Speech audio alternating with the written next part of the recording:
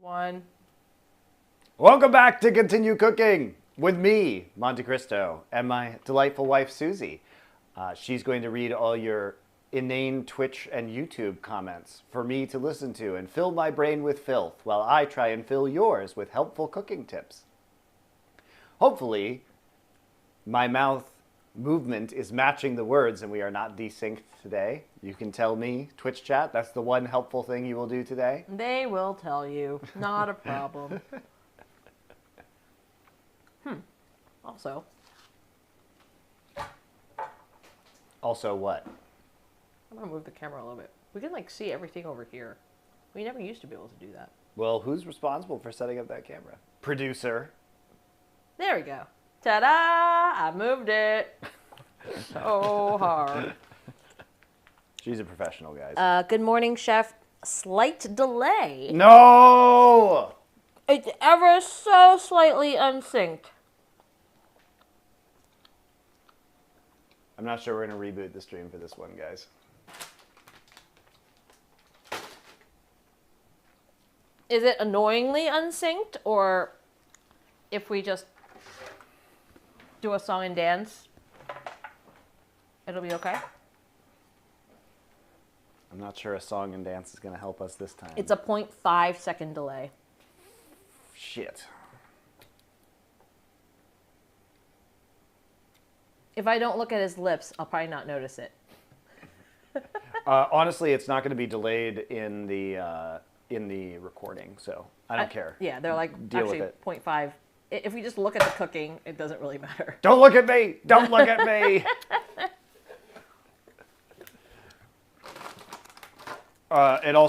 It just doesn't do that in the local recording. It's some sort of Twitch issue, or encoding issue. All right. So what are we doing today? What are we doing today? What are we doing today? Today we are going to be making two dishes from Western China, from the Xinjiang province. I probably butchered the pronunciation of that, but deal with it. Chinese people and Uyghur people. Basically, this is going to be pretty different from standard Chinese cuisine because it uses a lot of ingredients that come from the Silk Road. And some of these ingredients first came to China thousands of years ago, but it was all because of trade between the Middle East, Europe, Mediterranean, and the Far East. So what's interesting is that this had a pretty profound effect on cuisine from this region. We get a lot of ingredients that are not super present in other Chinese cuisines, including cumin and cilantro. And we also get the Chinese influence both in terms of cooking methods as well as Sichuan chilies, Sichuan peppercorns that are in these dishes as well. So it's pretty cool stuff. It is, I would say, the flavors are pretty unconventional, but really delicious and unique. And we're going to be making cumin lamb, which is a stir-fried dish, and big plate chicken, which is kind of a stew that is put on top of knife-cut noodles. Cumin lamb is kind of a very old dish, and it's based off of traditional Chinese lamb skewers. And big plate chicken is a newer dish that was invented by actually a Han Chinese chef in the 1980s, but has become kind of synonymous with the Xinjiang region and was made halal for the Uyghurs, who are a Muslim ethnic group in Western China. And that's also why we have lamb in the cumin lamb dish. You can also make cumin beef, but these are going to be dishes that do not have pork in them, which is, pork probably the most common meat ingredient, or vegetable, I guess if we're talking about this show. The most common meat ingredient in Chinese cuisine overall will be absent from these dishes because they are made for Muslim people. ZX Slippy, thank you for your subscription. And thank you, Uber Blacktorn, also. So ZX Slippy, appreciate you. Uber Blacktorn, I saw you subscribe before we started the stream. I didn't even see that. You have one job. No. That's Resubscribe 6 months. A tier was 17 months. Holy moly. Huzzah. So the first thing we're going to do is prepare some marinades for the lamb and the chicken. So we'll get both of those started and then we'll work on the rest of the ingredients for the dishes. That beeping is a rice cooker finishing its rice. Okay. Susie looks very concerned. She's looking around in panic. What is beeping? What's beeping? No! What is beeping? So we're going to use about 2 pounds of chicken. It's actually going to be a little bit more than 2 pounds of chicken. So it'll be a little bit more than a kilogram. So I'm just going to remove our skin, as we typically do, from our chicken. And I'm going to cut it into some big pieces. This is like a chunky stew we're going to be working on. Wait, why aren't we doing the lamb first? Why do you care what we do first? No. We have to marinate both of the meats. True. Okay. So, I was like, whichever one we do first will be done first, and then I can eat it. oh, I see. Is it selfish motivation? Very much so. Unrelated to cooking, did you ever like going to Universal Studios Hollywood when you lived in LA? It's okay, I would say. Like, the thing about Universal Studios is that I'm not as into those screen rides that they have. My cousin's wife actually worked for Universal Studios for a long time, and she did a lot of the props for their Halloween mazes, and she did a lot of the props for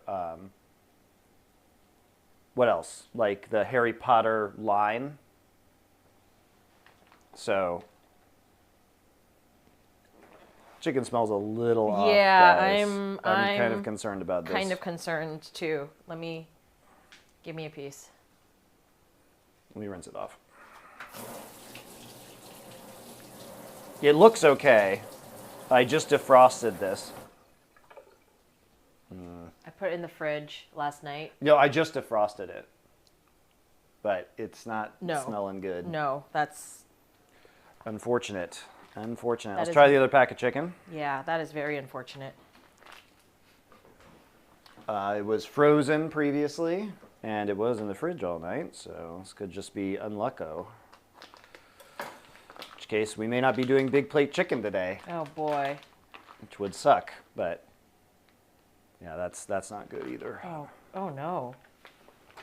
Let me see what we can do here.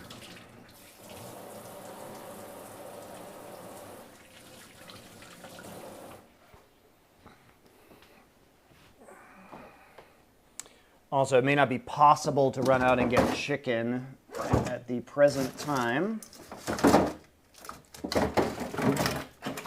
You need some chicken thighs? Yes. Do you want me to run out to the store and see if I can get chicken thighs? It's past 10 o'clock, so the stores will be open. Yeah, maybe. Problem is I can't defrost some of these things fast enough, I don't believe.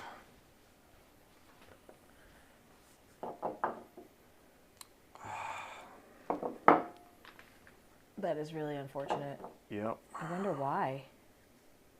This is from a different batch. Could have just been that batch, that package. Yeah.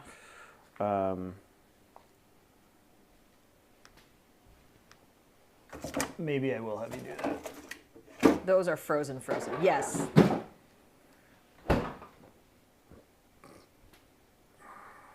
Hopefully the lamb doesn't have that problem too. I don't think it will. I think it's just this batch of chicken just got unlucky with it. Sometimes that happens. Lamb should be fine. All right, give it a sniff. Yeah. Okay. That's fine. Phew. That's a relief. Hello, Mr. and Mrs. Christo. Thanks for the cooking streams. Production value is great, and the content is well thought out. Oh, thank you. It takes a lot of planning to do this. The YouTube videos are going to start coming out very soon, guys. After today, we are going to take a bit of a break again just to catch up on the YouTube stuff because we need to get all of that moving. You know, the short form, social media stuff, like all that has to start going. So we're going to start doing that before we come back. And also our kids are going to be on summer break soon, so we're going to deal with that problem. We got that. Hey, I'm taking away one kid. You taking them away? I'm taking them away. Oh my gosh. Okay, so we have about 2 pounds, 1 kilogram of lamb right here that we're going to be working with. This is a lamb leg that is boneless, but we only need 1 pound of this. Can we see the lamb leg, please? Thank you.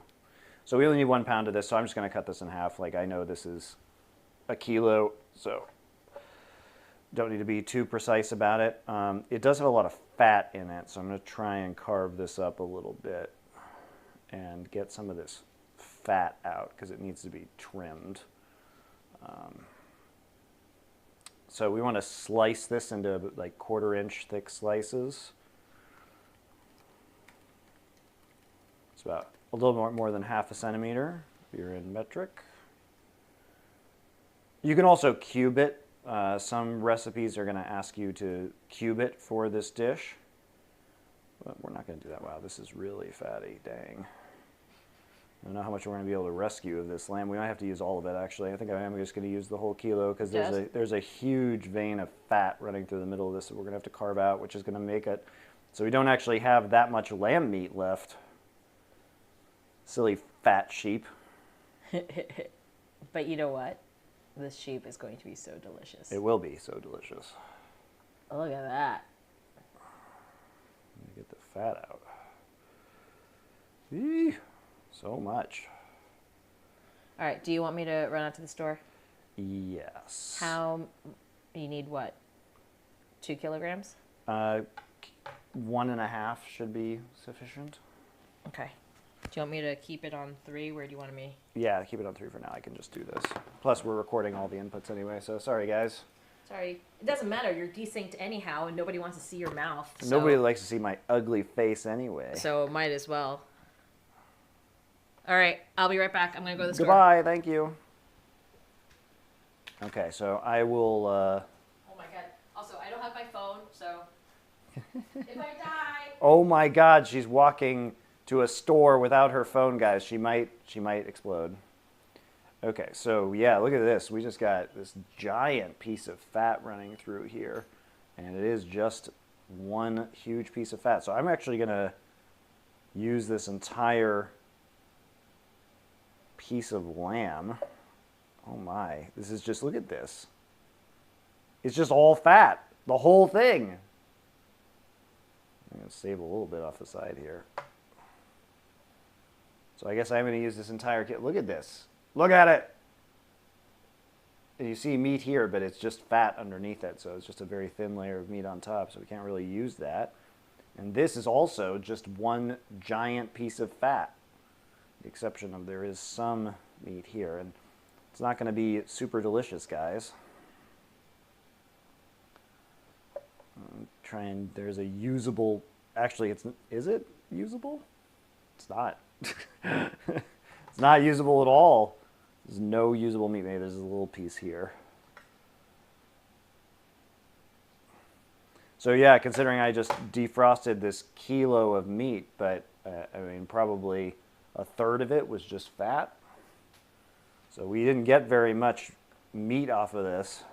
So we're going to have to use the whole kilo.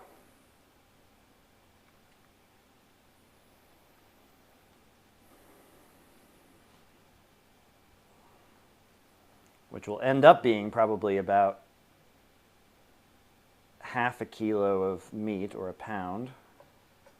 Once we, it's just like so unusable actually. This is just a very bad cut of meat.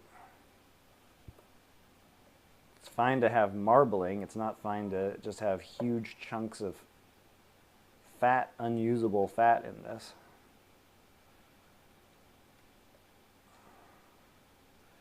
It's also just going to be, it's just going to ruin our stir fry. It's going to be really hard, gristly bits.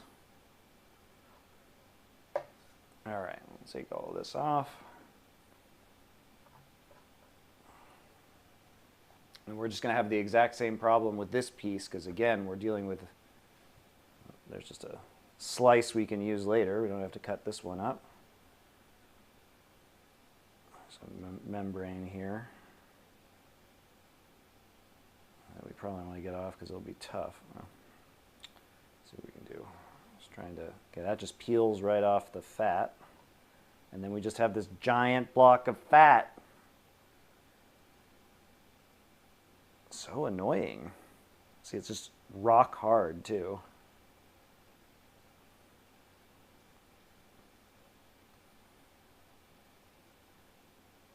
So this is just basically unusable. Cut this piece off. That's good.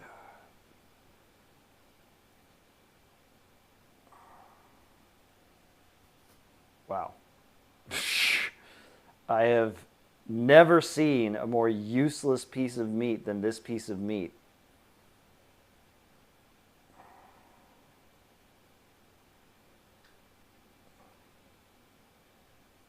Pay for all that meat by weight, get no meat that's actually edible.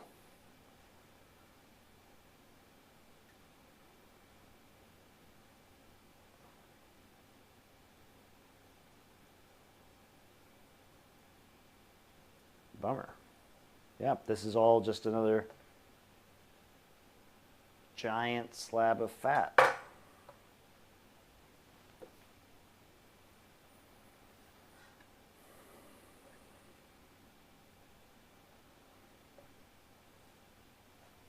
So we are going to cut this into slices.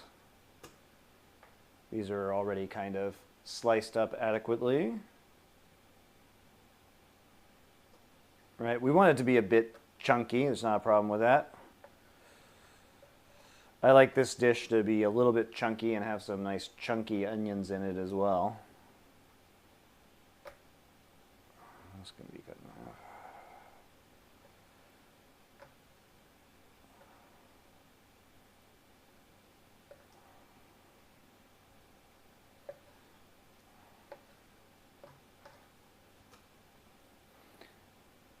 I find this dish is better when it has like that kind of rustic quality to it.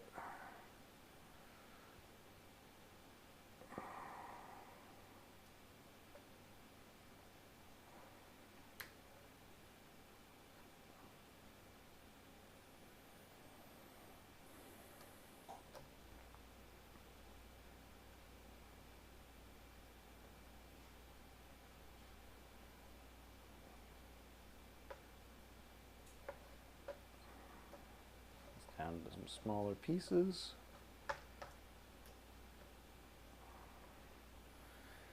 Fortunately, we got kind of some uneven pieces to this because of the fat that we're cutting out, so it's not going to be quite as evenly sized as we might like for a stir fry, so it all cooks, you know, approximately the same.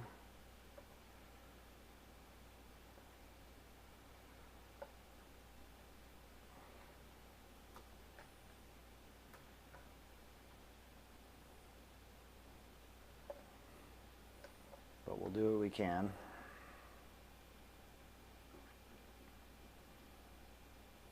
And I will get back to all you guys' little comments in a little bit once Susie gets back, hopefully on a successful mission with the chicken thighs.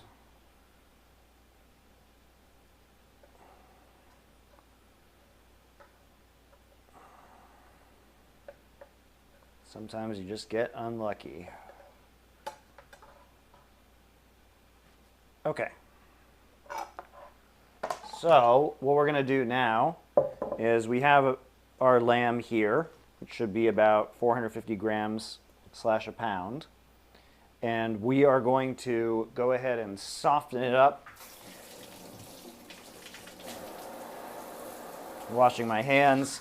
We're going to soften it up with some baking soda.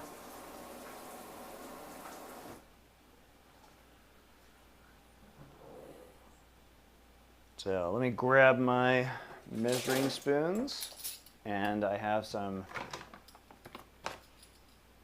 baking soda right here. It says baking soda in Korean. So we're going to add half a teaspoon of this. This is going to help us tenderize the lamb. So just half a teaspoon. If you add too much baking soda, it's just going to taste all gross and metallic, which we don't want. And as usual, guys, we are just going to abuse this lamb. So we can really just mash it in there. You do not have to be gentle whatsoever. We want to incorporate it onto the surface of the lamb. So get in there with your hands and just beat that meat.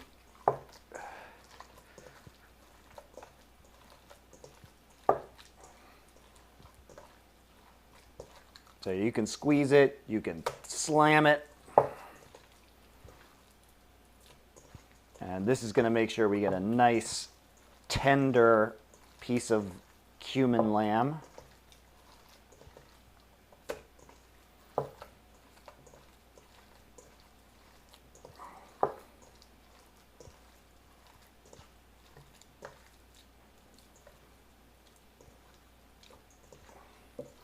Yeah, you could do this for a minute or so.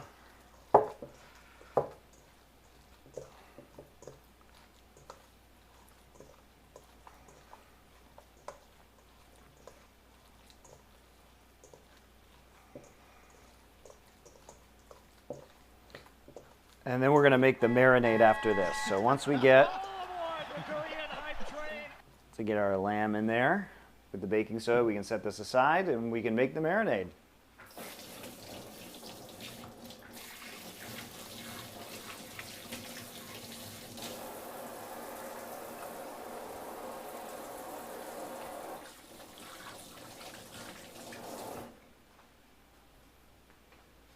So let me get my marinade ingredients. We're going to use whole cumin seeds for this. And we are going to use Sichuan peppercorns, because again, this is going to be a crossover of like Middle Eastern cuisine and more traditional Chinese cuisine. We will use some Sichuan chili peppers, some garlic. Where did I put that? My garlic.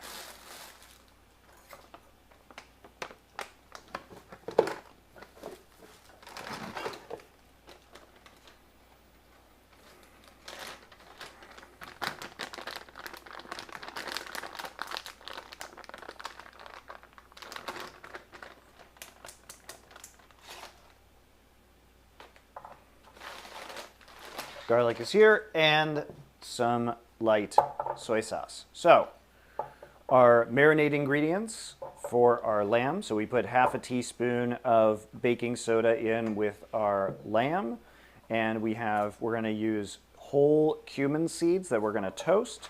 With them, we are going to toast some Sichuan peppercorns and some Sichuan chilies. We'll add a little bit of minced garlic and some light soy sauce.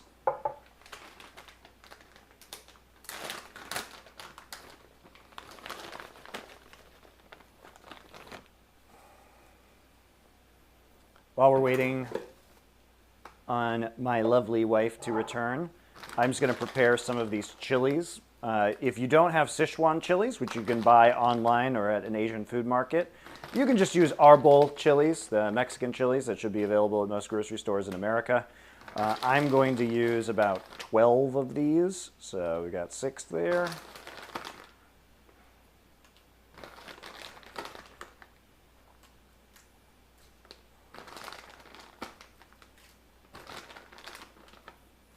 We got 12. We are going to toast our chilies, but I'm going to make these a little bit less spicy by de-seeding them real quick. And the way we do that is we just use kitchen shears and we'll cut off the top and kind of shake out some of the seeds. Don't have to go crazy. Some seeds are going to be okay.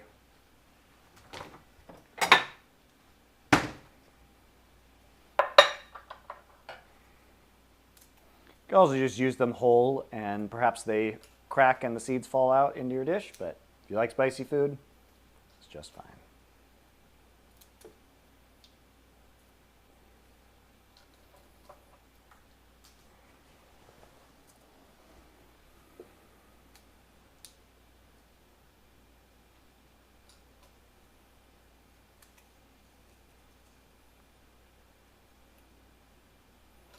So here are our 12 chili peppers. Again, you can use arbol chilies if you'd like.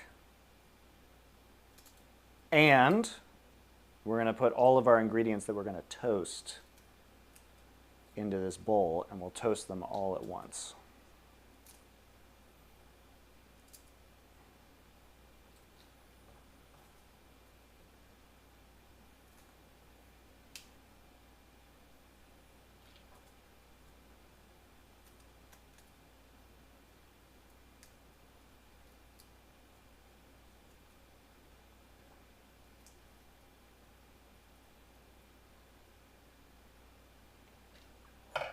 Okay, so there are chilies. Get rid of some of the seeds. All right, and to this we are going to add a ton of cumin, because it's cumin lamb after all. So we're going to use 3 tablespoons of cumin seeds. That is a lot. But we're going to toast these seeds and then use a mortar and pestle. The reason why we want to you can use powdered cumin for this, but there's going to be a lot more depth to this dish if you toast the whole cumin seeds in advance. And this also is going to add a nicer texture because the cumin seeds are going to be a little bit crunchy, especially after they're toasted. And so it's going to add some really nice texture to the outside of the lamb.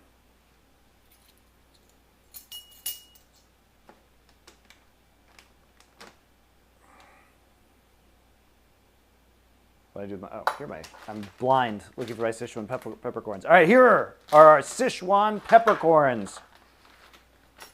We got 2 teaspoons of these guys. You can put in 3 teaspoons, aka a tablespoon, if you are so bold. Maybe I'll do that. I do like Sichuan peppercorns. There you go. Use at least 2 teaspoons of whole Sichuan peppercorns. So in this bowl now we have our Chinese chili, our cumin seeds, and our peppercorns, and we're just going to toast these guys up. But we'll wait till Susie gets back to do that. While we wait, I'll just mince some garlic. So we can keep on rolling here. Let me wash my cutting board and knife real quick.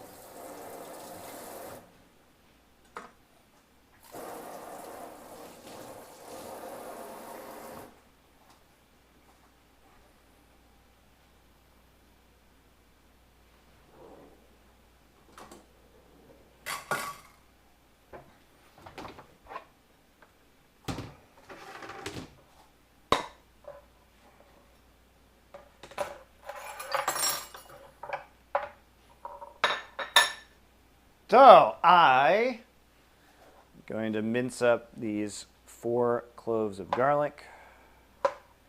This is all going to be added to our bowl with the lamb for the marinade.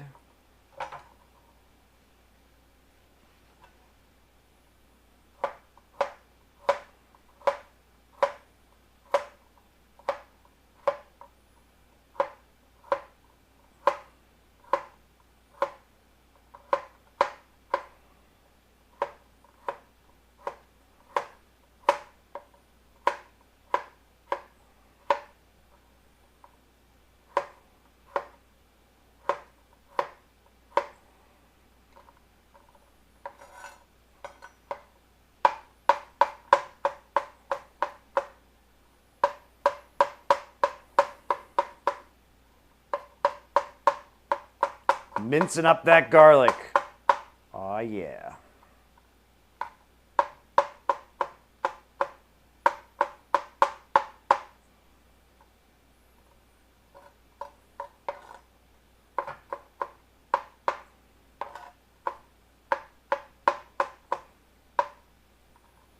And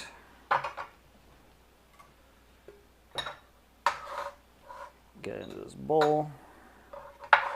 This is purely for presentation purposes, guys. because it's normally we're just going to mix this all together with the lamb, but I need to show all the marinade ingredients individually because we like to make my life difficult. And here we go. So we have this, this, and this. Welcome back. Okay. Kind of. So. She has a lot of chicken. I went to 3 different stores. Nobody has chicken thighs. These are chicken thighs, but I think they have a little bit of... Oh my God, yes, Susie. but you could just rip because it's on the skin, just take the skin off. And It could be marinated already, that's the problem. Yeah.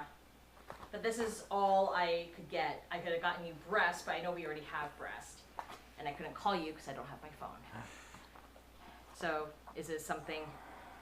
I mean, if not, I could just cook it for the kids too. But this is the best I can get for chicken thighs. Or I could have gotten you a full chicken with bones and all.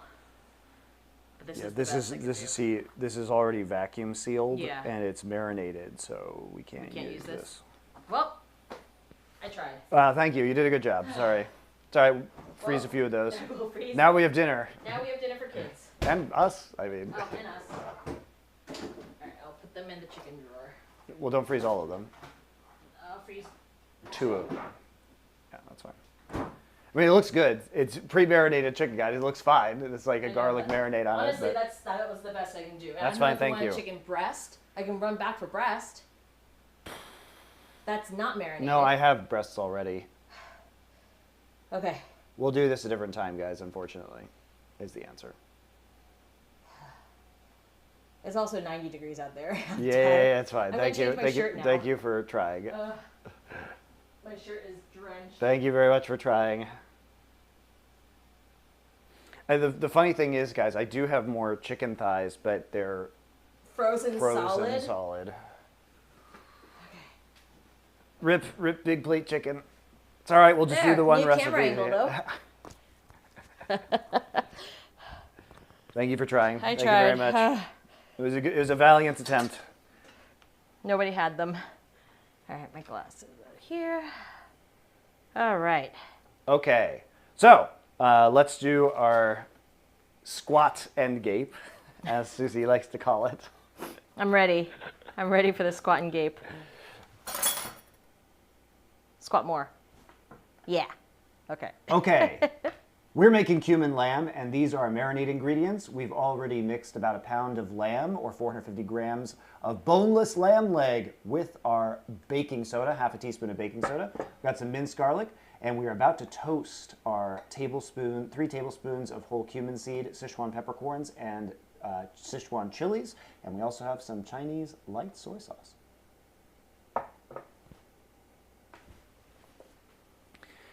All right, so when we toast this, we're gonna toast our chilies now. I'm gonna turn this up to medium-high in the wok. You can do this in a separate pan as well, but I mean, the wok's here and I'm gonna be cooking it in there, so it doesn't really matter. We don't want to burn our spices, crucially. Oh, okay, what did I miss in chat? Let's see. Ooh. A whole chicken would have worked. I just have to buy 6 or 8 of them. Yeah, I wasn't gonna do that. It also would have taken me quite a long time to butcher those chickens, guys. I mean, maybe that's what people wanted. To watch you butcher chickens. Okay, so we're gonna toast this spice here on the wok. It's already hot, it's carbon steel, it's gonna heat up pretty quickly. I have this over medium-high. And we do not want the spices to burn, so we're going to be tossing this pretty aggressively. And you're going to hear the cumin seeds start to pop. So a little cumin seed popping is totally okay. And we want to get some color on this. You'll notice that the chilies and the Sichuan peppercorns are going to start to darken in color.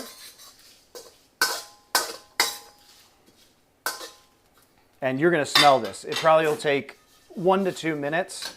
You do not have to do this in the wok. You can do this on just a separate pan, a skillet. Totally fine. I'm pulling it off the heat a little bit because I don't want it to burn. But the toasting, you can see the cumin seeds start to brown a little bit as well. The toasting is going to add a lot of depth of flavor to our cumin lamb dish.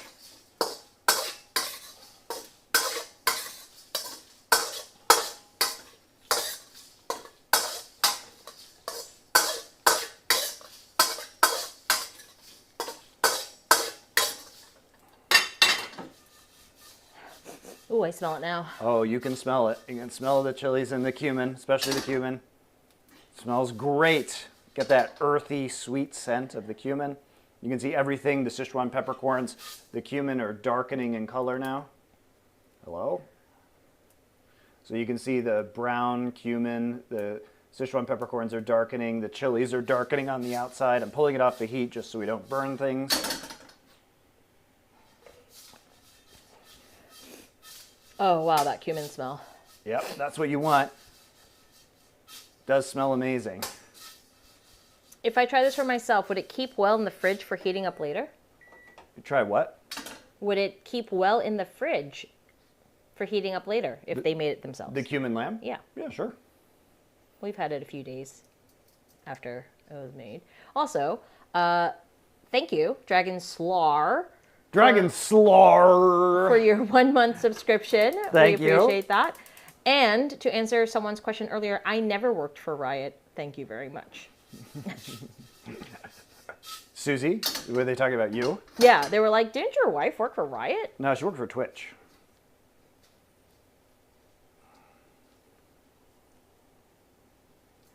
All right, so we're getting some color on here. You can get the smell. I think we should be about done with this at this point in time. So I'm going to put them back in our little bowl here. This is our spice bowl.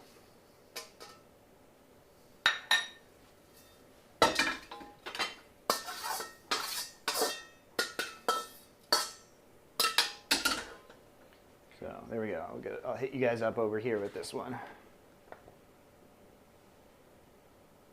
Sorry, I'm getting the light blocked here. Ooh. Oh, there we go. We have the wrong light on. So there you go. You can actually see how this is nice and toasted now. You'll see some dark spots on the outside of the chilies. We actually are going to pull all the chilies out now because we want these to be whole and we don't want them all crushed up into little bits because they're going to be adding flavor to our oil and also a little bit to our presentation. But we're not trying to eat a million of these chilies, as is typical in the Chinese cuisine we've been making. So we pull our 12 chilies out, and we're just going to end up with the Sichuan, the toasted Sichuan peppercorns and the cumin. We will put these into a mortar and pestle or a spice grinder. If you guys don't have a mortar or pestle, a spice grinder, it's better just to use the powdered cumin. And so I'm going to smash all these up. And using whole spices will just result in a stronger flavor and a much better depth of flavor compared to pre-powdered spices, which tend to lose their potency pretty quickly. And also having the roughness of the texture here is going to be super nice because it'll get some crunchiness on the outside of our lamb.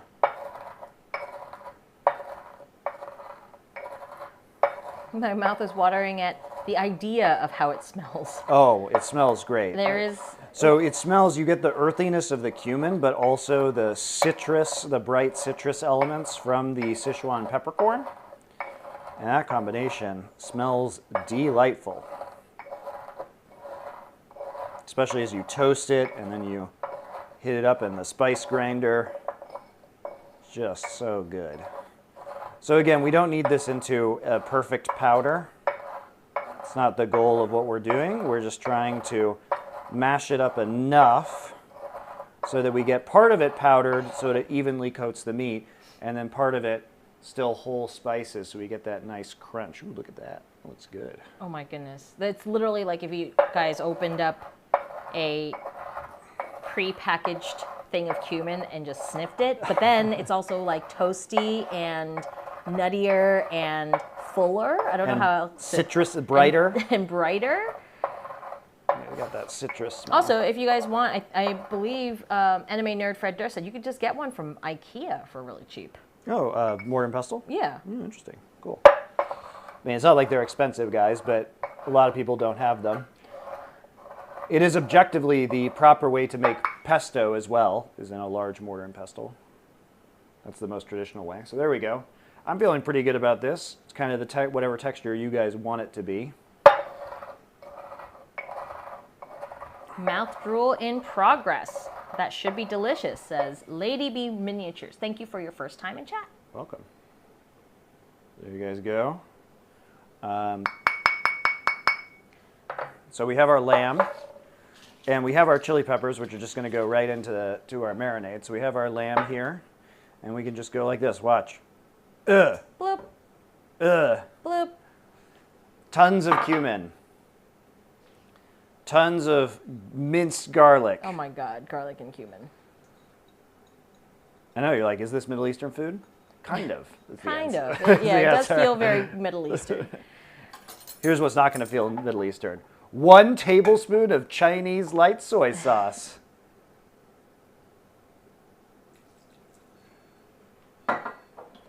There's more beeping.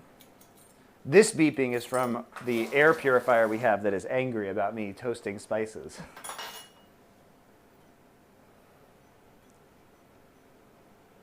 Okay, so we have this now. This is our marinade. And we want to just kind of toss all this stuff together. Yeah, if you guys are just joining us now, unfortunately, we can't do big plate chicken or medium plate or small plate, really. We had some chicken issues. The chicken we defrosted was no bueno. Nope. Every friggin' time I come here, I have to tell you guys to reserve a seat because I'm coming over. Empty promises. So I'm going to stir this, but then I'm just going to squish it all into the surface of the lamb with my hands. You know, really get it in there, just like we did with the baking soda. Anime is a mistake. Subscribe with Prime. Thank you very much for your subscription. I think in total, anime was a mistake, if we're being honest. There's definitely some great anime out there, but if we had to say whether at the end of the day it was net positive or net negative, I believe it was a mistake. Is lamb expensive in Korea? I mean, all meat's kind of expensive. It's a little bit harder to get. I order it online and have it delivered. You can get it at Costco as well.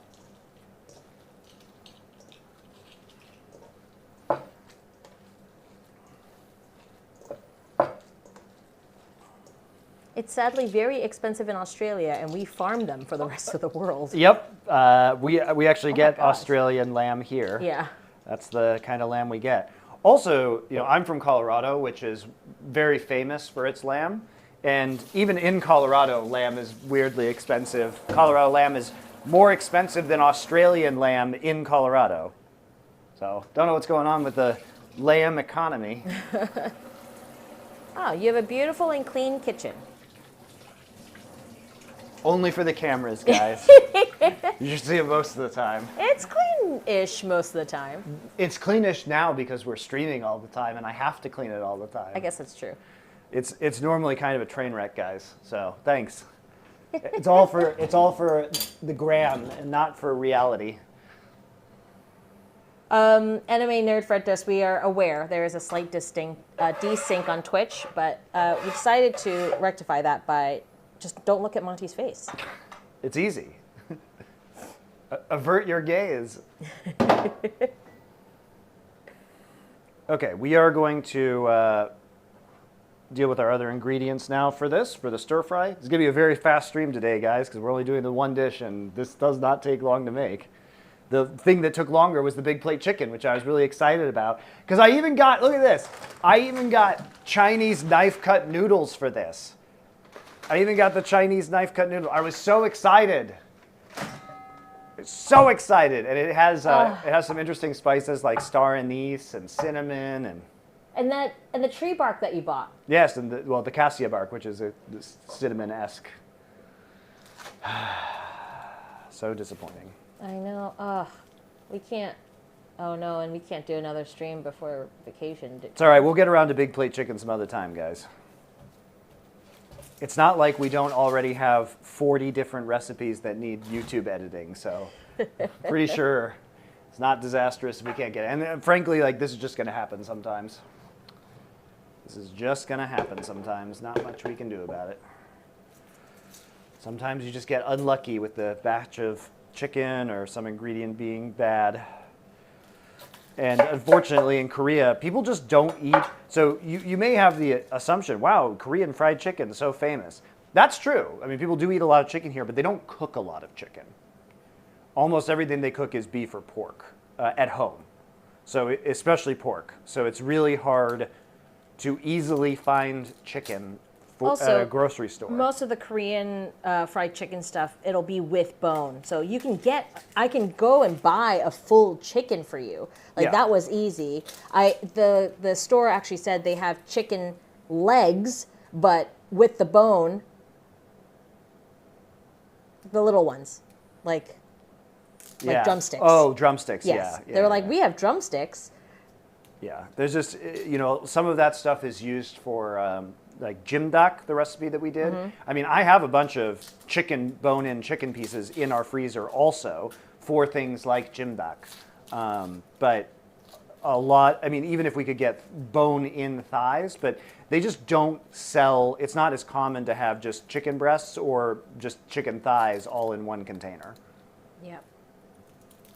Drums and like the wings and drumettes, easier to get. So anyway, apologies. It is incredibly frustrating, but that's just the way. If we were at a big grocery store, we could. It's just in our neighborhood. We'd have to take a car somewhere. Yeah, I would have to drive out So somewhere. in like the smaller stores, they're just not gonna have that.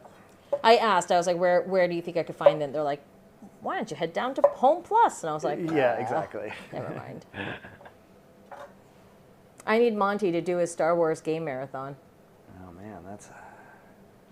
Rip, no more continue cooking. For a while. Oh, it'll be back, guys. Don't worry about that. But when you say no more continue cooking, there's going to be a lot of YouTube videos, guys. There's going to be so much content coming out. You won't even know what to do. You'll be like, what? You can re-watch all the favorites. You're like, why is there so much continue cooking? It's just going to be continuous, and also just on edited videos. And I'm sure you guys didn't watch all the streams, so. Yeah, but for the people who are here in stream, isn't this the fun part where I get to read your comments and then? It'll be back, guys. It's not going anywhere. This is a long-term project. We just need to get it going in the right way. I can't keep making content that isn't edited, right? Ooh, you guys want to watch Monty cry again? I've actually used 2 onions because I really like onions in this. But you guys can only use 1 onion if you are so inclined. We're cutting it into approximately like 1/2-inch slices. Besides peanut butter, any hard American ingredients to get outside the U.S.? Peanut butter is really easy to get Yeah, here. we get like tubs of peanut butter. Literally. U.S. ingredients? Chicken stock, I make myself. We can't get Pop-Tarts here. You know, that was That's not an ingredient. It could be. In my Pop-Tart sandwich. Oh boy. This is another one that's just owning me. We can't really get plain Cheetos. That's an ingredient if we're making Cheeto tacos. There's most of the stuff you can get pretty easily. Some of the Mexican produce, like tomatillos, that I wish I could get are actually just impossible. You get jalapenos, fresh jalapenos. You can't get tomatillos. You can get them in a can, which I guess would probably be fine for things like chili verde, but I haven't tried. Susie sounds like she cooks like a high school student, like a high college student. Yep. I'm pretty sure she hasn't cooked since she was a high college student. Pretty sure that is the last time, in fact, she cooked. Avocados are super cheap here. Yeah, I was really surprised. They're like all on sale right now. They're 75 cents each. When I was back in the States a few weeks ago, they were $3 each, which was insane. Always interested me that everywhere else has a lot more Oreo flavors. Yeah, there's a tiramisu flavor here. We have like delicious Oreo flavors. Strawberry cream. It's okay, don't cry about it. Crying about the Oreo the war crime that is tiramisu Oreos. It's delicious.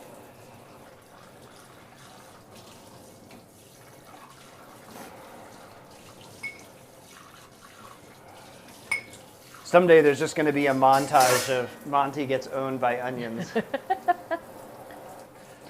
Monty versus onions.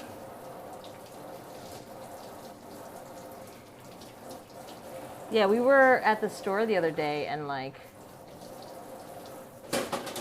he just looked at the bag of avocados and was like, we don't need them, but they're so cheap, we must buy them.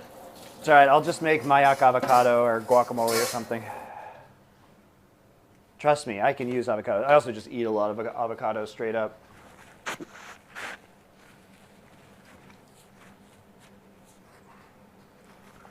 Can you get maple syrup? Yep, easily. It's actually maple syrup in the corner store here. Oh yeah. But we also have Costco, so we buy giant jugs of maple syrup. Because I also use it frequently as a sweetener for cooking. So it's not just that we're eating it on pancakes or whatever, but we do that too. Wait, that looks like a very Korean kitchen. What does that even mean? How is it a very Korean kitchen? Just talking about how the counters are too low. Look at this. Yes, the counter is. It's so horrible, guys. I hate the counters. So the thing about being in Korea is everything is several inches shorter than it should be. So a standard height counter is 36 A standard American. A standard height counter is 36 inches. This is 33. Hence, like, I could like put my balls on top of it. It's so, and I have to like cook down here. It's really annoying. It's great if you're 5'3". I'm just saying, everything here is so much more comfortable than in the States. Also, chairs and tables are too small. In the States, if you like, like eating at the bar, like when you sit at one of those stools, like my legs dangle every time. My legs hate it. dangle too. That's the purpose of the bar. No, it's awful. Is average Korean height lower? Yes. Yeah, but Koreans are much larger than, say, the Japanese, and there's some very tall Korean people. I mean, I especially think the younger generation is more, our generation is much taller. Yeah.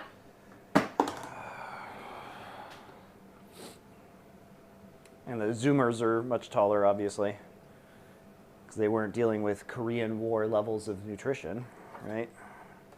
Now we have all that good American food. Like McDonald's and Papa John's. Making the Korean people larger in many ways. Okay, some celery here. Just getting the celery leaves off. This could be useful for stock, but I just made a ton of chicken stock, so I do not need them.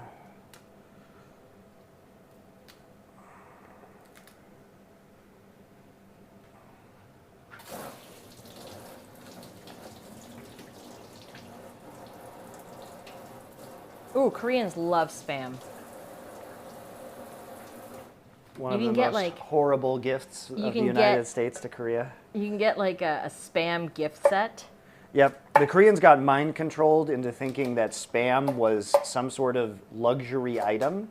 And so now Spam just makes a bunch of money by overcharging Korean people for Spam.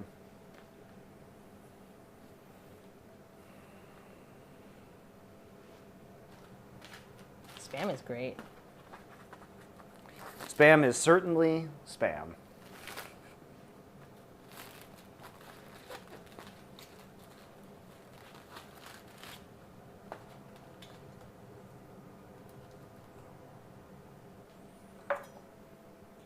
I have friends who have visited Thailand and said that you have to be very careful about the spice there.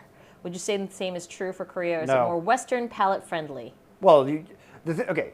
So the thing about Thailand is that all food in Thailand is basically going to be spicy, and it's delicious. But like, don't be a pussy. It's great. And also, in Korea, it's not that everything is spicy. It's just that certain things are spicy. And you'll know what the spicy things are before you put them in your mouth, right? So there's tons of not spicy Korean food. Just don't eat buldak, right?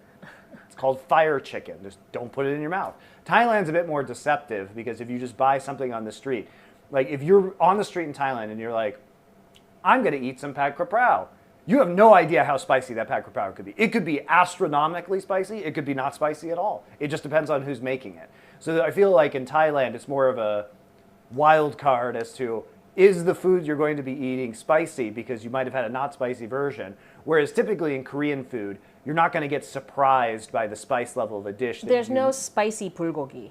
Yeah, exactly, right? Right, like... Just don't order like kimchi jjigae or 제육볶음 or buldak. Look at it and go, how red is it? Yeah. It is red. I can't eat it. That's the other thing about Thai food is that it's harder to tell because in Korean food, it's almost always spicy because of gochugaru, which is the red dried chili flakes. In Thai food, it's often hot because there are green Thai chilies in there. And so it's not going to be red, and it may not look hot, but it could be really spicy. I love Thai food, though. But also just eat it. So what? Color-coded, yes. If it's red and you can't do spice, stay away. But honestly, like even for me, like I'm not great with spices, but she's become weak. She used to be fine, by the way. Yes, I had 2 children. This is what happens to your body, okay? Is that right? Yeah, it actually is. How about you have 2 kids and tell me what your spice level is like? I would just force myself to eat it again until I regained my tolerance. That's what I would do. Spoken like a man, indeed.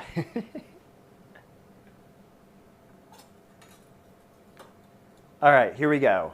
It's our ingredients.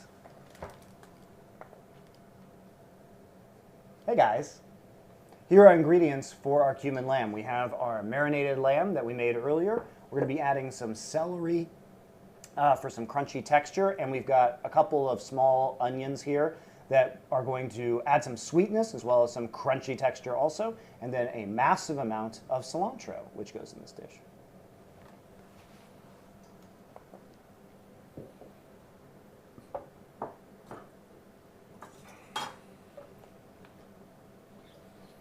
So we've already cut our onions into about 1/2 inch, or that's a little bit more than 1/2 inch, 1 centimeter-ish portions, 1.5 centimeters-ish. We are going to cut these pieces of celery into smaller pieces. What we want to do with our celery is kind of slice it like this. So we'll cut it in half lengthwise. And we'll do, pretty big segments, 1.5 inches, 2 inches. Kind of the rule of stir fry is just kind of get everything into approximately the same size. So it's going to be about the same length as our pieces of meat, or about the same size of our onion here. Because we really want uniform consistency. That is the goal of stir frying most of the time. So again, got those in. This is, like I said, a pretty rustic dish, so precision, not really super important.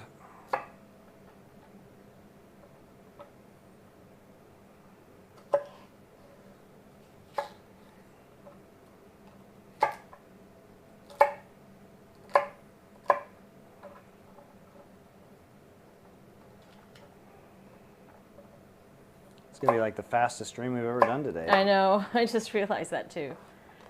Because we're almost done with this, guys.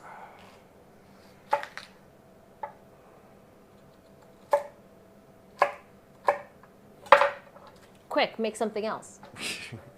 No, that's all right. I will make that big. I'm going to take out the other chicken thigh, actually. Because I can just make it for dinner. What chicken thigh? The chicken thigh that is good, I believe. I'll test that one. Let's take all the chicken thighs out and see which ones are good. This is from a different batch of chicken. Okay. So. I'm just going to mince up my cilantro. You can use the tender stems as well. There's still some tough stems here on the bottom, so I'm going to go ahead and cut those off. You want to use a pretty large bunch of cilantro because we really want a lot of cilantro in this. This is very heavy on the spices and the herbs, hence the Middle Eastern influence, where you would see an enormous amount of things like fresh herbs, mint, parsley, cilantro in Middle Eastern and Mediterranean food. And this dish is the fusion of Chinese and Middle Eastern cooking, more or less. What if you can't eat cilantro because it tastes like soap? Don't make this food. Can't you just make the cumin without the cilantro? Shut up, Twitch chat. What if I'm asking this question? Shut up, Susie. I hate cilantro. You don't. I love soap. Soap lamb. It's Yum. great.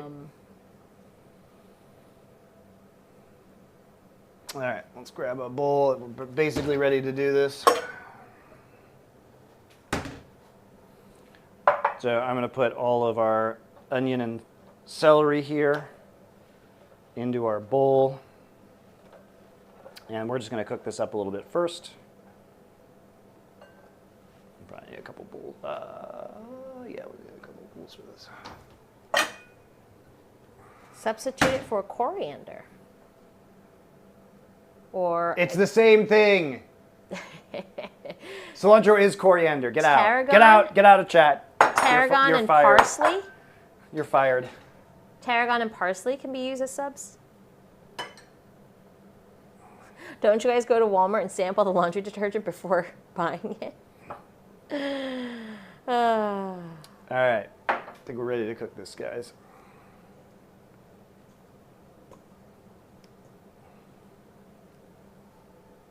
We are ready to cook this.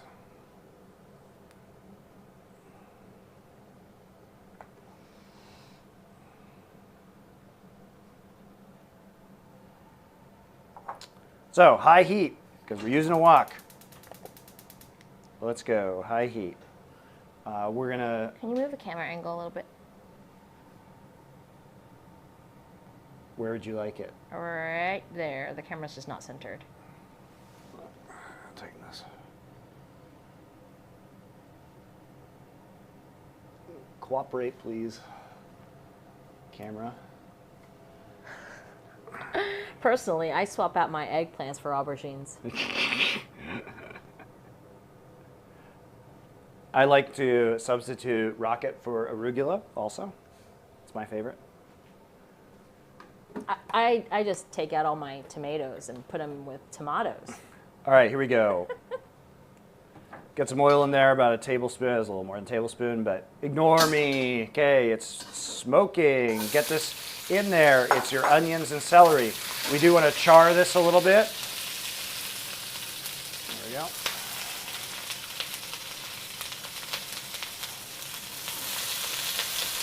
Breaking up my onion chunks.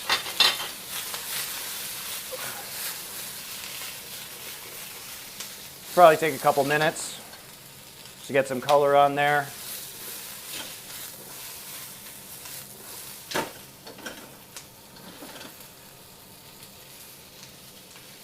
I am going to put some salt on here too. Just sprinkle a little kosher salt on there. Give some flavor to our, just a little bit. Flavor to our onions.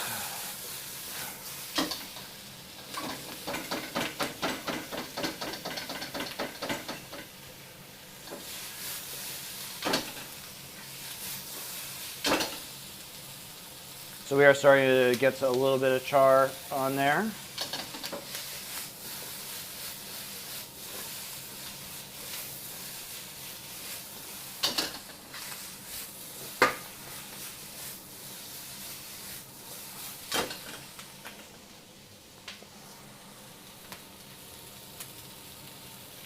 We don't want to overcook this because we still want it to be crunchy, of course.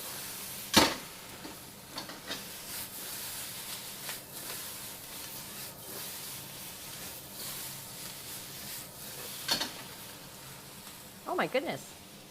Hulk Hogan died. Yeah, he What sure is- did. What is with the celebrity deaths this week?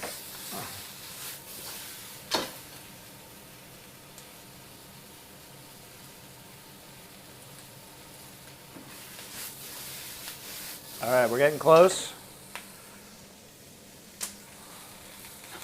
I'll try and break up some more of these onions.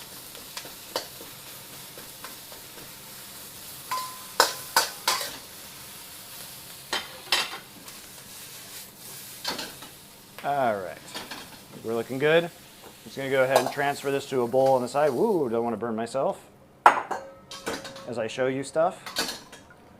Bad form. Okay, we put another couple tablespoons of oil in here.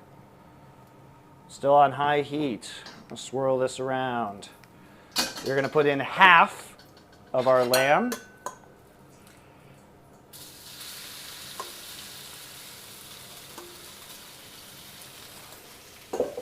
Actually, I'm gonna pull this chili. I'm gonna try and pull a couple of these chilies out for now. Put them to the side. I don't want them overcooking or burning. So I'll pull those out. Okay, lamb. Spread it in a single layer. I'm gonna turn this down a little bit. It's a little too hot. You want to open the window on your side? Yeah.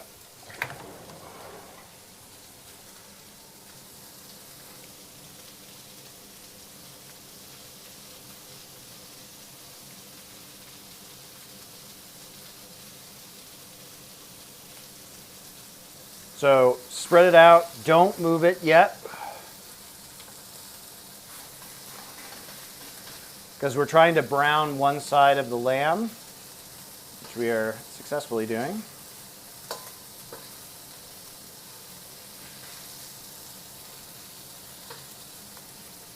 So keep it there for a minute or so as I struggle with this piece of lamb. So there we go, get some nice char on it, and then we're just gonna quickly toss it around, stir fry it a bit. Make sure that we kind of cook it all around the outside. You don't want to overcook the lamb, so.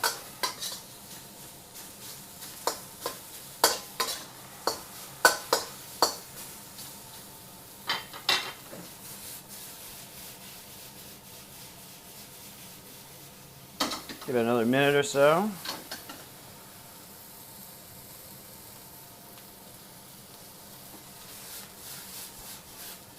Oh, it's tickling my nose. What's tickling your nose? The cumin, the spices. The spices are just all up in there, tickling my nostrils.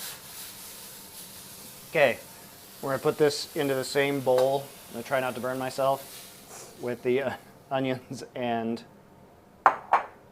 celery. Add another tablespoon or two of oil here. I'm using peanut oil. Give it a swirl. Add the remaining lamb. We're going to do the exact same thing we just did. Just try not to get the chilies in there.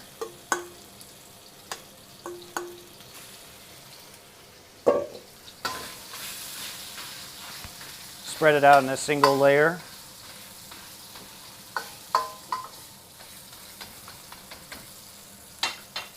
And just let it cook for a minute.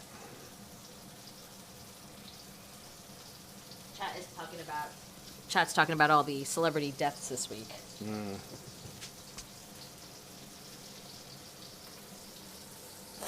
Oh. Yeah, I keep sneezing because of the spices. This is very fragrant, guys. It will make your home smell like this.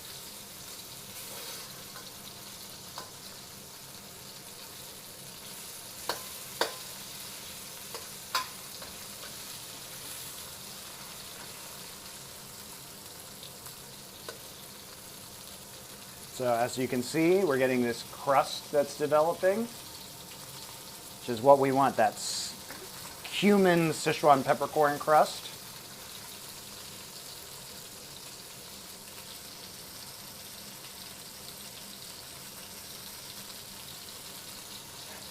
I want my home to smell like that. Put it in a candle.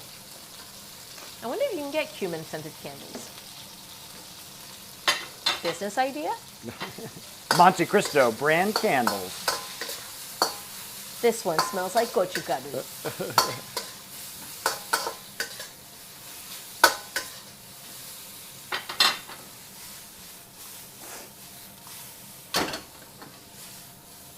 So we're gonna stir fry it for another minute or so. As you can see, we got some really nice Oh, that looks delicious. browning on there. You can see all the little cumin bits, Oh, the yeah. ones that we had toasted earlier. Yeah, it's gonna be all nice and crunchy on the outside too.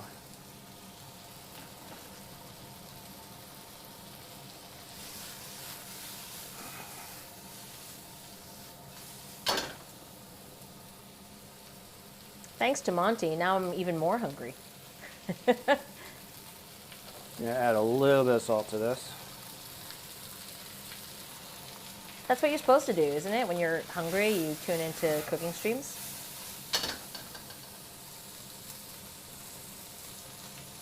A little bit of kosher salt.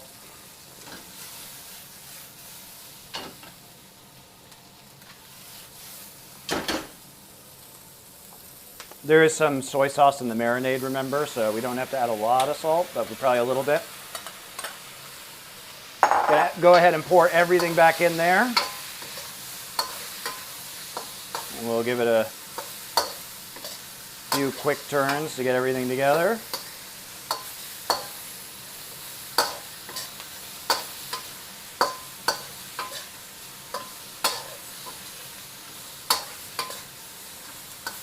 At this point, we can add our chili peppers back in because they're not going to burn.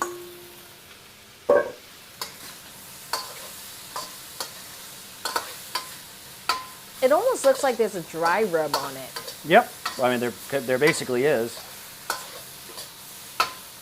This effectively is a dry rub with just a small amount of soy sauce.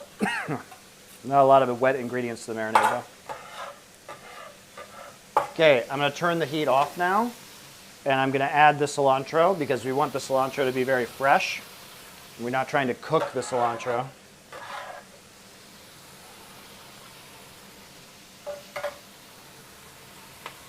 And we're going to incorporate this real quick.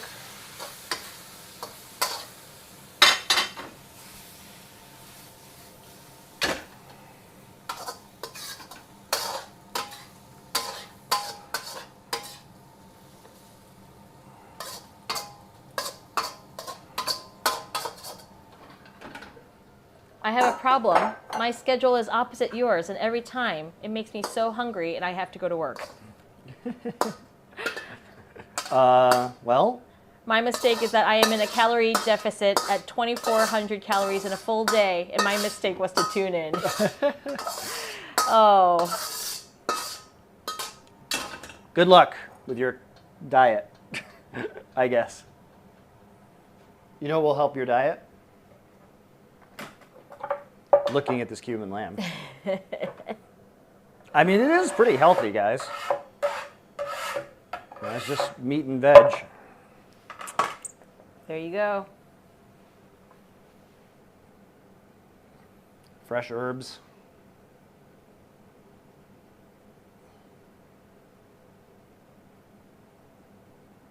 Oof, okay, I see. I said, why are you doing 2,400 calories a day?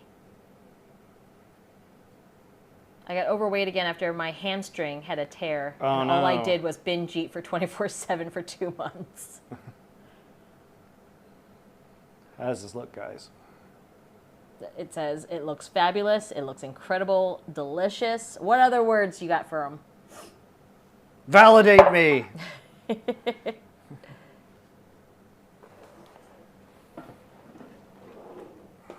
I'm going to zoom in on your face so you can eat. Oh my. My face.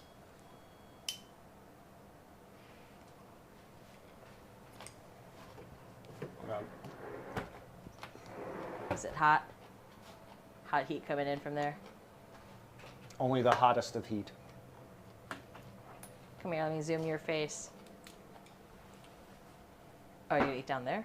Oh, right here. I was gonna say, why don't we just eat up here? All right, hold on. Let me frame you and then go to 2. She's framing me, guys. I didn't do it. You heard it. Caught in 4K, as the kids say. As the kids say. Here is our cumin lamb. And so we've got these really crunchy bits of onion. I love the sweetness and smokiness of the charred onion in this dish. And we have these wonderfully moist, juicy little bits of lamb that are covered in toasted cumin seeds.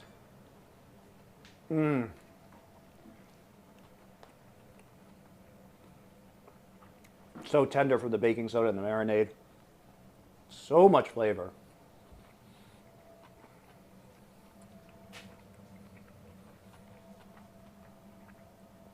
The great thing about this dish is you still have the mala from the Sichuan peppercorns and the chilies, so you get the spicy numb flavor, you get the lemony flavor from the Sichuan peppercorns, and then the earthy sweetness of the toasted cumin seeds, and it forms this crust on the outside of the lamb that is just delightful. Wow, that's good.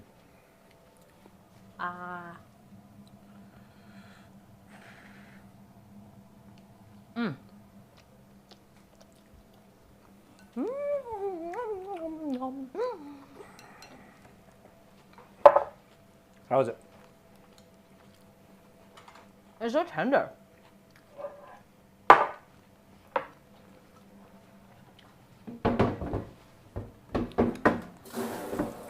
And yes, Sichuan peppercorn. So, after 16 cooking streams, the audio is still a mess. Hey, it's not a mess. Yeah, it's definitely not a mess. You can hear fine. Do you need a bit of acid to balance it out? No. And the acid, you're not getting the acid, but you are getting kind of the lemon flavor, which does have a really nice balance to it.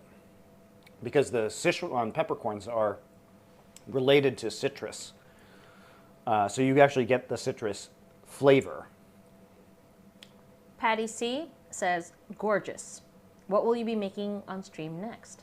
Don't know yet, guys. What do you want me to make? We'll see what happens in a few weeks when we come back. Part of why I need a break, too, is I have to prepare probably several arcs worth of content, because we've been kind of doing 2-week arcs here of different kinds of food. I'm super sad I don't get to make this big plate chicken for you guys today. I know. But I will make it for myself for dinner. I will enjoy the big plate chicken without you. Well, we only have one thing of the size, so maybe it's a medium plate chicken? It's all right. Mother sauce arc. Mother sauce Oh, arc. God, don't make me do that. I probably will have to do that at some point. Can we do like a comfort food arc? Like what? What do you want, Susie? Mac and cheese. I just made that mac and cheese the other day. I know, but you didn't stream it now, That's did you? true. And then we could do meatloaf. We could do... I don't really want to do that in summer because I have to turn on the oven Oh, yeah, a bunch of no, times. no. It's like really hot in Korea right now. Why don't we do like naengmyeon? That's one dish. Yeah, that sure is one dish. Cajun food. You Yeah. promised Cajun previously. I actually just Monty. made jambalaya the other day. A simple 6-hour kimchi stream. That will happen, by the way, guys. That's actually going to be probably a 2-dayer. A stew. A beef stew, maybe. Guys, stop picking winter foods. It's hot here. It's hot. It's so hot. Okay, what can we do for summer foods? Didn't you already do all the Greek summer food stuffs? I know. Anyway. Aw. Siru says, I'm getting older and more serious about my diet and and then chat. And you guys teach me more than you realize. Thank you. Oh, great. Well, happy to help out. I mean, this food's good for you. Nothing wrong with this. Just a lot of the stir fries we've made. Okay, maybe not the American style Chinese where I was deep frying chicken and putting it in sugar sauce like orange chicken. Super delicious, but maybe not the healthiest for you. But, you know, this dish, it's good. Perfectly fine for you. Cold soba noodles. We could do naengmyeon. Sure, yeah. We could make potato salad. Yeah, I could make mensuyu again, and we could do soba with the dipping sauce. Apparently, Orion will eat that too, so that's it. I do love buckwheat noodles. That's good to know. We can make ice cream. I don't have the equipment for that here. We could do I do in America. We could do Chinese cold noodles. It's true. We could also do Sichuan cold chicken. We could do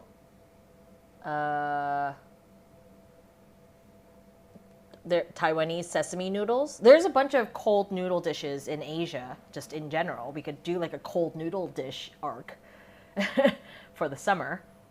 Yeah, we'll see when we come back. It's going to be 3 weeks from now, so I'll check out the weather and see if I'm going to die or not. What pairs well with this lamb? What kind of rice would you have? Oh, sticky rice, just short grain. Just plain old stick. Would Just- jasmine rice be good with it? No. Okay. The thing about jasmine rice is it just has a very particular flavor, as well long grain rice.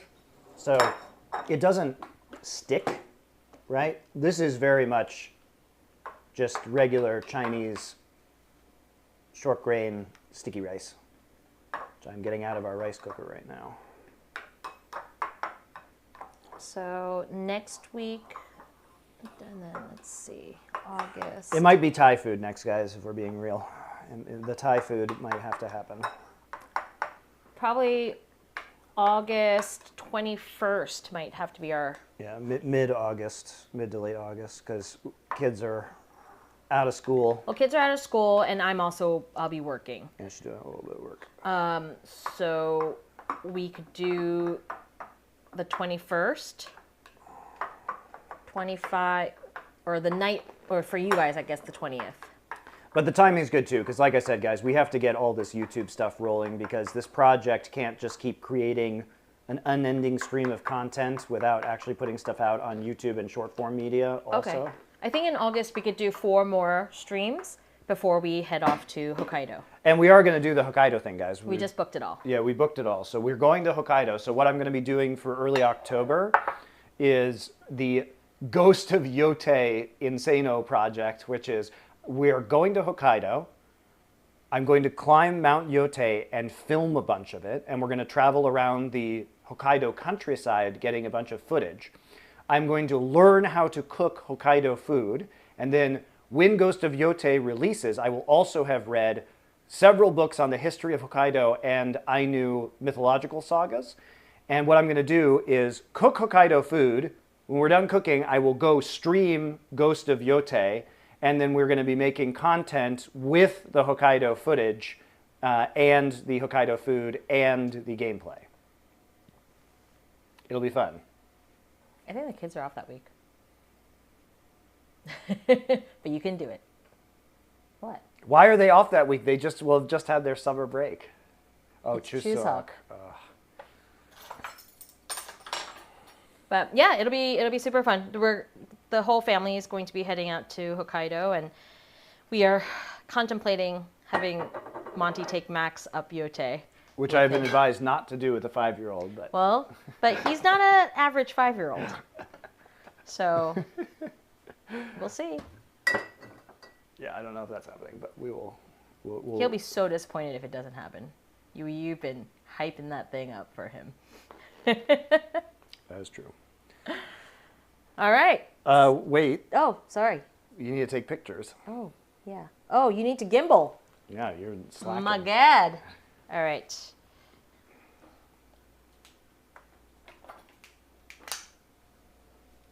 I forgot. The gimbaling must happen. The time of the gimbaling.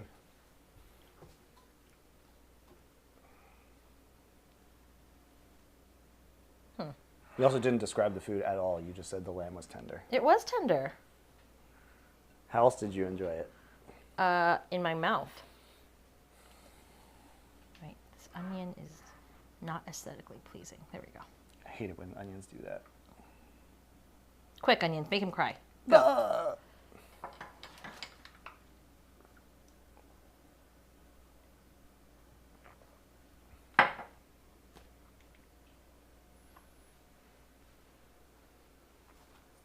Okay, I think I'm good.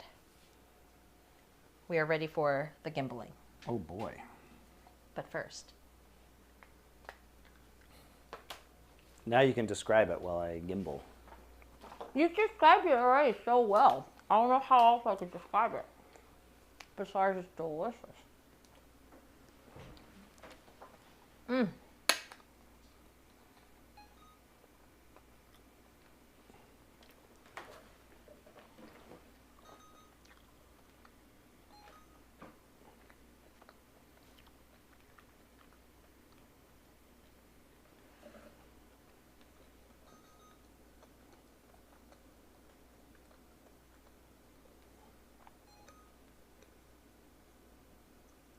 It says online Yote Mountain is about an 8 to 9 hour hike.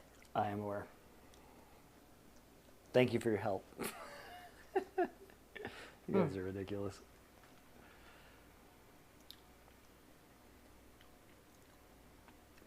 Oh yeah, the Szechuan peppercorns. Now my tongue is all No, tingly and there's a lot of Szechuan peppercorns. in I there. know. I can taste it.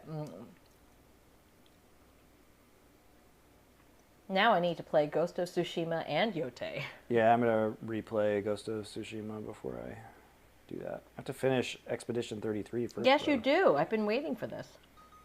I'm disappointing her, guys. You are.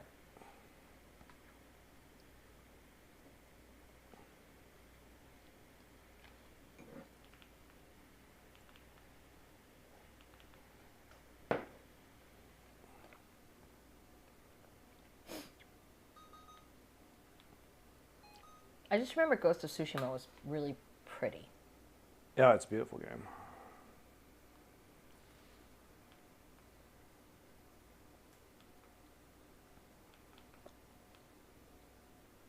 Oh my gosh, I'm messing this up. I need you. Monty is slacking on the all Star Wars game playthrough too. Oh, I know. There's just not enough time. That is true.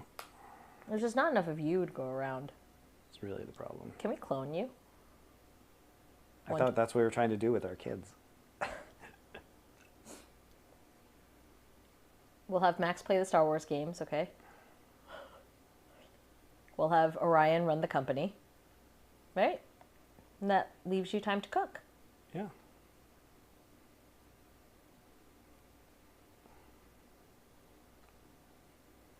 Oh my gosh. Gimbal, please. There, you guys can watch him struggle. Please do what you're supposed to do. Stop screwing around with me, Gimbal. No! There we go. Wow, it is being super difficult today. I blame the weather. Wow, this is... Stop!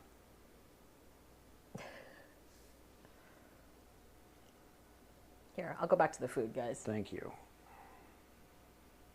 The gimbal also needs a vacation. The gimbal is That is out of its mind right now. weird.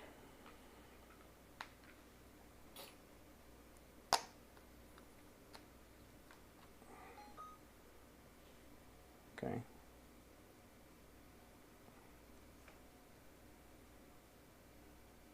The gimbal is also having sound issues, guys. There we go. Just have to reboot it. All right, we're good.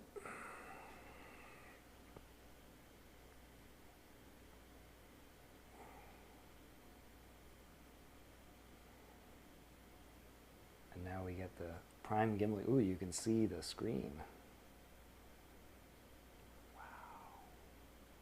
Wow, so gimbal.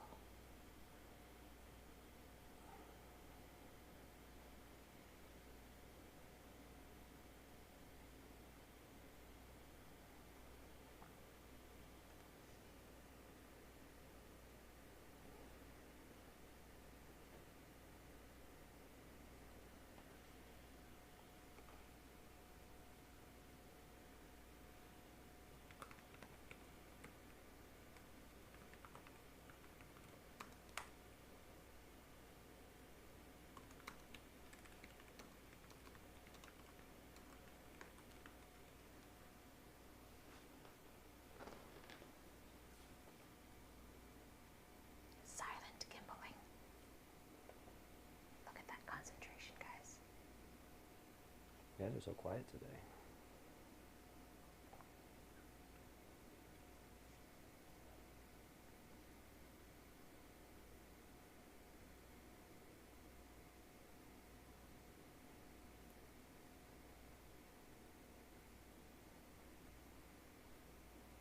Mr. Woody, are you not subscribed to us? Would you like to be? What's the context? He just said, whoa, I wasn't subscribed. Also, guys, if you could, click on that YouTube link that I just put up and click on subscribe. Yep. Because it's YouTube, and so it doesn't cost you anything to click on the button. And that's where all the edited content is going to go extremely soon. So if you guys see that content, watch it, comment, like it. First. Continue cooking to the moon, please. That would be great. Oh my God, it's so good. It is. It's just like cumin with a hint of lamb.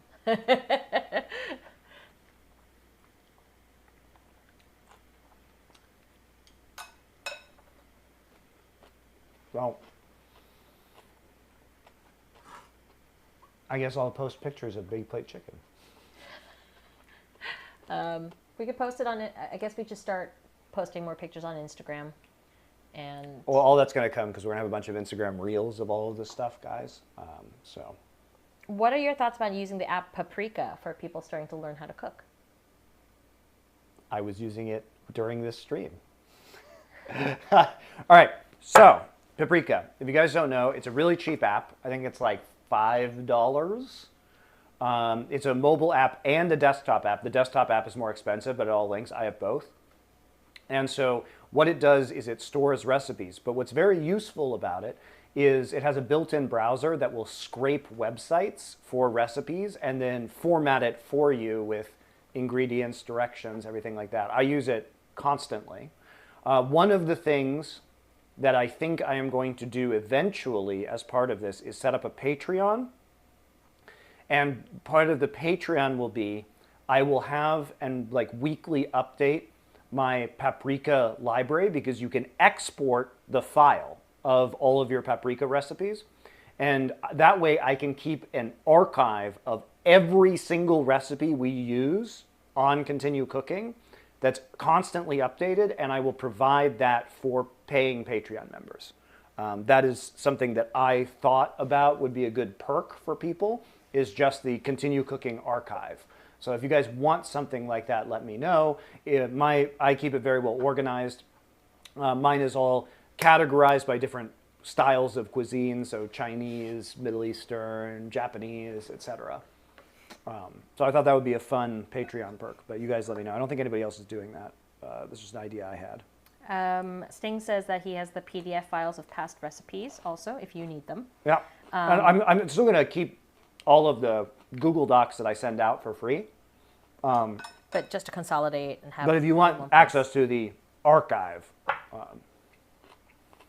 But then I'll miss out on scrolling past completely unrelated stories about people's kids, pets, hobbies to find the recipe. It's almost like that's a stupid business model. But yeah, it is very useful because you can just de-junk those recipes immediately. So if you cook, I think the Paprika app is fabulous. Hashtag not ad.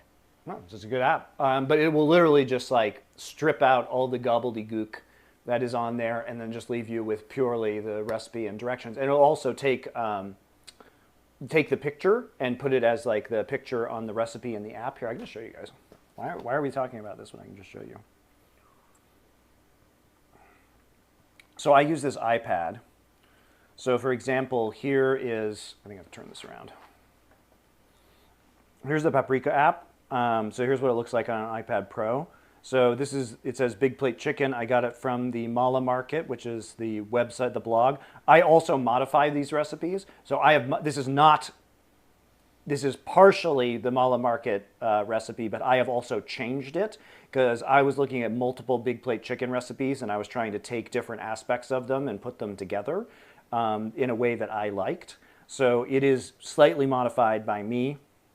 But basically you have this browser that you can go to, and all you have to do is put the, sorry, can't see it, put the copy paste the URL of a recipe in here, and then hit the download button at the bottom here, and then that will go ahead and download it, and then you can categorize stuff. So basically you can see I have all these different recipe categories on the side: Mexican, Hawaiian, baking, banchan, which is Korean side dishes, breakfast, Chinese curry, etc. And you can categorize them multiple. So for example, you could categorize a butter chicken as Indian and curry, and then a Thai green curry as Thai and curry. So if you want a curry, you just click on that. If you want Thai food, it'll also be under the Thai, for example. So this is kind of what I've been building up in my phone, and because I also use it on the desktop because it's just faster with a mouse and keyboard, but it is more expensive to get the desktop version.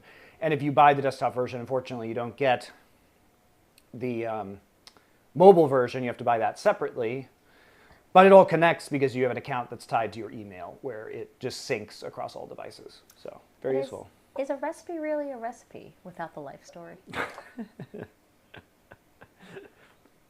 So there you go, guys. Anybody say that they were interested in that feature? No. Oh, bummer. People are just commenting. Maybe I won't do it then.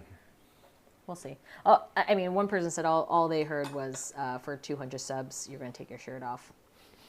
That's what they heard. Are we doing the Muay Thai stream?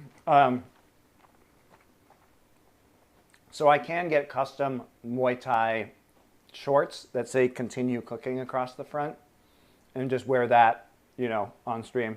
Does it have timers? Cook Thai food. Does the app have timers? Yeah. There you go. There's your answer. So I'll show you. It's cool. You can also build grocery lists out of it, which is cool. But let's say I click on our big plate chicken again, which we didn't make today. So it says right here, marinate for 20 minutes. The 20 minutes is a hyperlink. If you click on that, you can start a 20-minute timer. It's a pretty rad app, guys. 2 minutes right here. Where do you source cassia bark? Well, you see, I accidentally bought some thinking it was small cinnamon sticks at one point. It's used in Korean food as well. So this is actually cassia bark or Chinese cinnamon, but it's huge. You can by the way, just use a cinnamon stick is the answer. Technically, you should use cassia bark or Chinese cinnamon for that dish, but just use a cinnamon stick. Just use one cinnamon stick. It's fine. You don't need to buy a tree of cassia bark like I did. But I was excited because I was like, I can finally use this. They use this for like Korean cinnamon teas or shike, which is like a cinnamon rice drink. So that's why you get these giant pieces of cinnamon cassia bark. Can we search "continue cooking" in the paprika search bar? No. I wonder if I can set that, though. I wonder. That's a good question. No is the answer for now, but that's something I might be able to fix. Let's keep building this up, guys, and we will try to make "continue cooking" a household name. That's right. That's the goal. For gamers only. For gamers only, though. Only gamers. My God, Monty, that cinnamon is massive. WTF. Well, you see, if I want to make a lot of chique, now I can. I was buying it online and I didn't realize that it was huge. He's like, I need some cinnamon. I opened the package. I was like, why did I buy a cinnamon tree? But it is useful, and it was going to be very useful today. And it still will be useful to me later today, off stream, when I make the big plate chicken, once my chicken thighs fully defrost. Which they are not close to doing right now. Nope. I will tell you. Not at all. It'll be another couple hours. Did you not notice the cost? It's not expensive. How much was it? Not a lot. Oh. I mean, cinnamon's kind of expensive here anyway, the regular cinnamon sticks, which I do also have. I rectified this mistake later. Are you looking for a little jar of cinnamon sticks? Yeah. It is on your new fancy spice rack. Oh, I put it up here? I put it you up put it up here. here. Yeah, so I got regular cinnamon sticks too. And guys, just so you know, we got a spice rack. So that's where your subs go. That's where your subs went. or a new spice rack. In fact, I think we're gonna have to get a second spice rack because he has so And many now look how spices. beautiful they are. I'm labeling them all. Ta-da!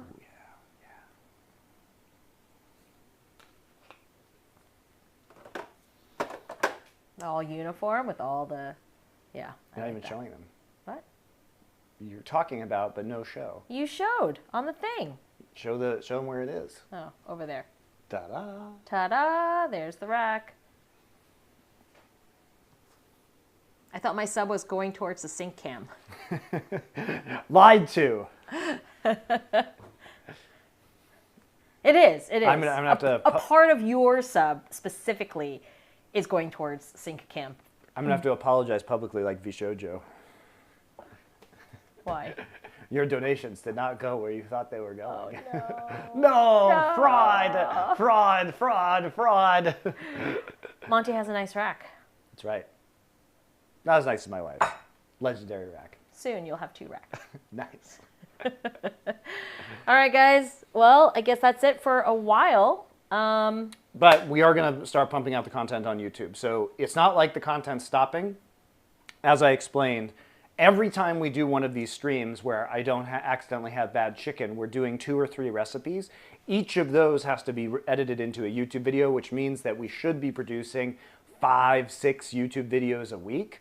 But because it's taken a long time to get the first ones out because there were a lot of, it's working with the editors to develop the style of the video. And so there's a lot of feedback that's already gone into that. The first batch is basically ready to go. We're working on some thumbnails right now. But we're going to start launching those. And then we also just need the information about how those videos perform and the data and feedback from you guys to inform us about how we're going to make alterations to the future videos. So basically, the more we do these streams, I'm just creating a massive backlog. And while it's fine for the edited videos to come out 4 weeks, 6 weeks after the stream, which they should, I don't want to create a problem where we just continue to make the content, but then we don't have any feedback or data on the content. And so basically that's going to perpetuate mistakes, is what I'm saying, or not make optimal content, because the more we make and the more backlog we have that's getting edited, it's before we get feedback on the first round of content. So we just need to stop because there are literally 40 videos that already need to be made or need to be released / made. There's about 10 that are done right now, but I've done about 40 different recipes. And so we need to start releasing those videos so the editors can get feedback and then we can iterate on it. And the more we do this like constantly right now, the worse it's going to get. But in the future, once we start releasing the videos, we will actually just have a nice cadence of, okay, we're about a month ahead. Here, we can continue to do the streams, have the streams rolling very regularly, and that is the intent when we come back. With the exception of the week we're in Hokkaido, but that will be for a very specific reason. So when we come back in August, if Monty is able to, I think we can get 4 streams in. We can, before yeah. we leave. We can. It'll be a Thursday, Monday, Thursday, Monday. Yeah, so Okay. a typical 2-week cycle that we've been doing. Yes. Yes. It's a 2-week cycle still. Yes, it's a 2-week cycle still.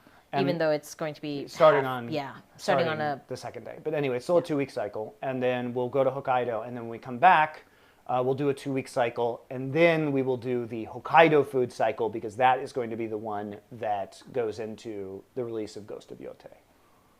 and so- then that brings us into like November, Mid-October. mid-October, and then we'll have a birthday stream That's right. where you cook in your Where birthday you suit. cook for me. I can do that. I just can't turn around. I can cook like this, but if I turn around, we're going to be TOS breaking. I can get you a little thing to wear just for your backside. I feel like that might still break TOS. How about like a cape, like a little butt cape? Where are you going to get that, Susie? I can find one. Okay. I'm sure I can find one. And then that brings us to mid-October, November, and then in December, it'll be Oh, are we gonna do an entire turkey for Thanksgiving? Not here. Maybe we do a stream actually at my parents' house to do like a Thanksgiving / Christmas turkey meal.